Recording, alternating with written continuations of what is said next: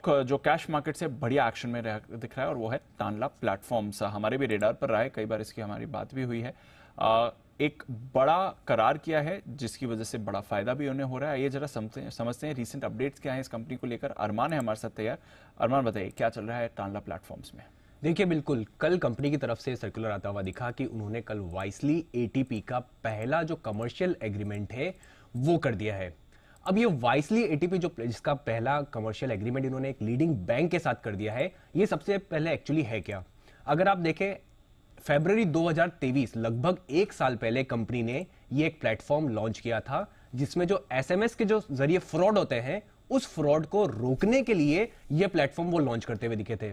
इसका क्वांटम जब उन्होंने प्रेस रिलीज में पिछली बार ये बताया था कि लगभग हमारे देश में 15,000 करोड़ का सिर्फ एसएमएस के जरिए फ्रॉड किया जाता है। और ये जो प्लेटफॉर्म है ये एंड टू एंड प्लेटफॉर्म को रोकने में और जो अगर प्लेटफॉर्म में जो अगर आप देखें फ्रॉड को जो रोकने में और जो फ्रॉड करने की कोशिश कर रहा है उसे एलिमिनेट करने में पूरा योगदान देता हुआ दिखता है।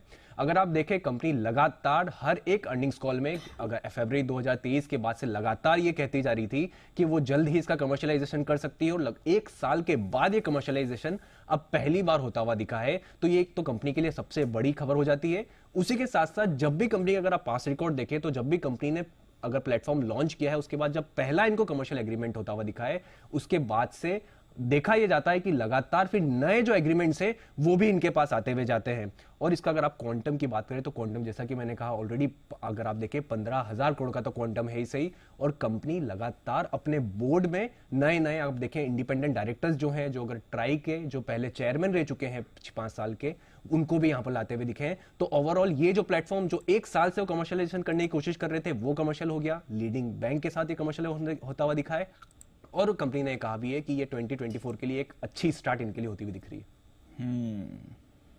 बहुत सारी चीजें एक साथ हैं सर। ये इंटरेस्टिंग चीज बता रहे हैं। दो चीजें बहुत बढ़िया हो रही है टानला में। टानला एक्चुअली हमारे रिकमेंडेशन लिस्ट में भी रहा है मेरे ख्याल से। टानला अरमान हमने कब रिकमेंड किया था सर? ये दो या नवरात्रि 1950 पे के आसपास। हाँ, नवरात्रि पिक में हमने रिकमेंड किया था। इसमें दो चीजें अच्छी हो रही है। एक चीज़ तो ये जो फिशिंग एंटी फिशिंग वाली जो ये प्रोडक्ट की जो बात करते हैं वो प्रोडक्ट अब उतरने को तैयार है। और इसका जो इन्होंने शायद कुछ लॉन्च किया है और उसका इम्पैक्ट ये जो आ रहा है anti fishing software, anti fishing platform. हाँ, और ये बड़ा काम का, क्योंकि आजकल ये सबसे बड़ी समस्या यही आ रही है लोगों को, है ना, बड़ा भारी ये दिक्कत है। तो एक इस पर बिजनेस शुरू हो रहा है। दूसरा, रिसेंटली पिछले 15-20 दिन से हम इसको ट्रैक कर भी रहे थे। लगातार ये है ना कुछ न कुछ नए आदमी अलग अलग फील्ड से उठा के yes, और मतलब है ना सेकंड लेयर पे एकदम बोर्ड के नीचे वाली जो लेयर होती है ना वहाँ पे हर एक अलग अलग मैनेजमेंट में किस को लिया है 3-4। इसमें दो तो ट्राई के पूर्व चेयरमैन है, एक प्रिंसिपल एडवाइजर रह चुके हैं।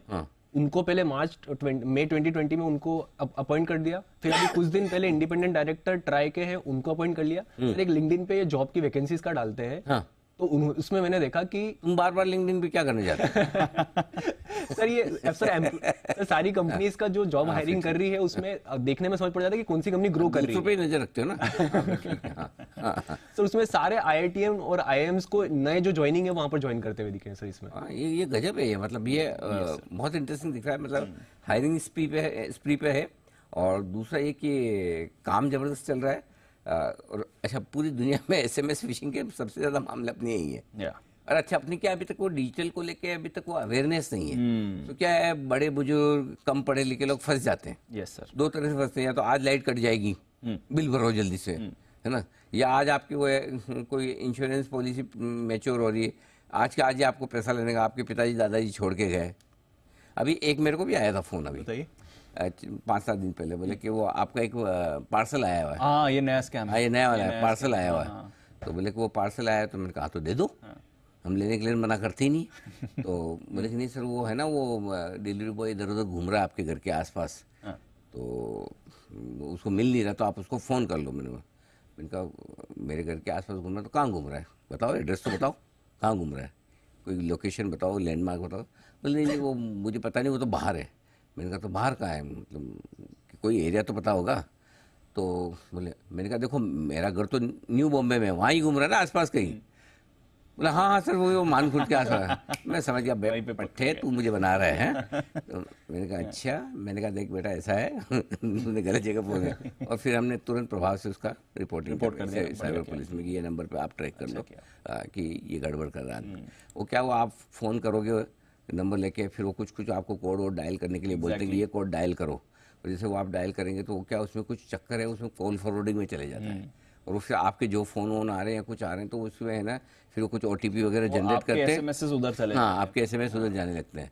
ये खेल है मेरा। अरे मैंने कहा भाई तुम्हारा आदमी निकला है, तुम्हारे आदमी को बोले उससे उसके फोन से फोन नहीं लग रहा। मैंने कहा तुम्हें लग रहा है उसका फोन, मेरे नहीं लगा। मैंने कहा ब्लॉक थोड़ी कर रखा है।